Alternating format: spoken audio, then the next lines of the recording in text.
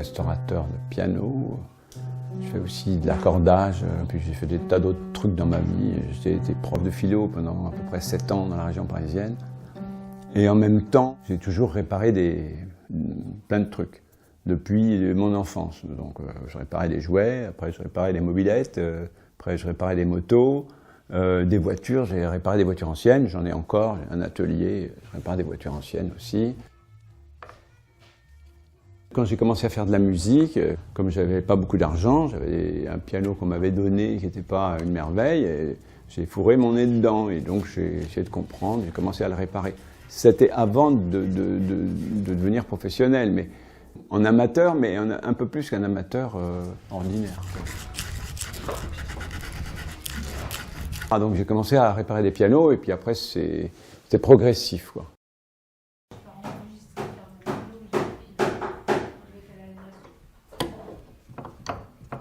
Quand je vois un piano à réparer qui est en mauvais état, la première approche, c'est de vraiment faire un bon diagnostic, et c'est pas du tout évident. On se plante souvent, et moi je suis souvent trop optimiste, je crois que bon, il n'y a pas grand-chose. Puis après, quand on commence à démonter, on s'aperçoit que ah bah si, finalement, c'est beaucoup plus grave que ce qu'on croyait. On fait un diagnostic, on arrive à affiner, on arrive, ah tiens, c'est ça qui va pas, il y a une pièce qui est décollée de 1/10 de millimètre, ça fait que le son passe pas, ou passe mal. Mais quand on a trouvé, c'est le bonheur, quoi. Enfin, on est hyper content. Et finalement, bon, j'arrive à faire un truc qui était mieux qu'avant, mais c'est moins bien que ce que je croyais. Mais bon, c'est comme ça. Il faut vivre d'espérance.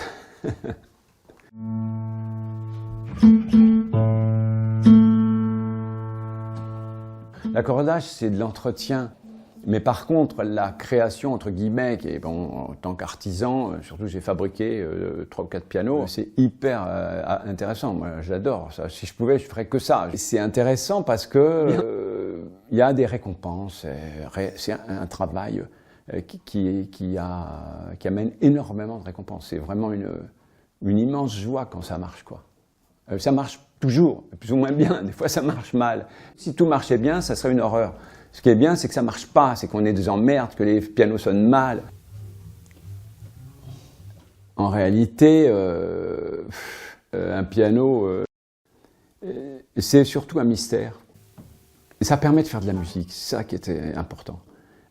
Le plus mauvais piano du monde fait de la musique. Et la musique, c'est une chose extrêmement importante. C'est un lien entre l'homme et le cosmos, quoi. Entre l'homme et la divinité, entre l'homme et tout ce qui le dépasse. Comme tout art.